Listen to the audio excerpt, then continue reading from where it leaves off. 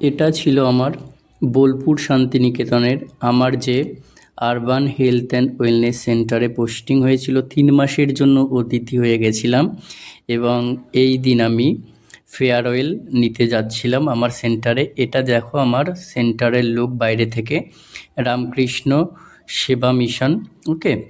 এবং এখানে আমি গেছিলাম সেই দিন একদম এই লেটারটা আনতে এবং দেখো এখানে আমাকে সারপ্রাইজ দেওয়ার জন্য আমাদের সেন্টারের স্টাফ নার্স, সিএইচএ আশা দিদিরা, আমাদের সিএ এবং ডক্টর বাবু সবাই কিন্তু উপস্থিত ছিল এবং একটা সুন্দর কেক নিয়ে এসেছিল, যেটা কাটা হলো। কাটার পরে আমি সবাইকে প্রথমে অ্যাট ফার্স্ট ডক্টরবাবুকে, আমাদের স্যারকে খাইয়ে তারপরে বাকি সবাইকে ডিস্ট্রিবিউট করে দিলাম। এবং এই দিনটা মানে কি বলবো, ছেড়েও আসতে ইচ্ছা করছিল না। মানে এই 3 মাস মতো কাজ করলাম সবে, ছেড়েও আসতে ইচ্ছা করছিল না। এবং যেহেতু কাজের সূত্রে অন্য জায়গায় যেতে হবে, তো সেটাও সেদিকটাও দেখতে হবে। আর এদিকে দেখো এদের হচ্ছে হোলি খেলার ধুম কত, মানে সেই দিনটা 3rd মার্চ 2nd মার্চ এরকম ছিল। তো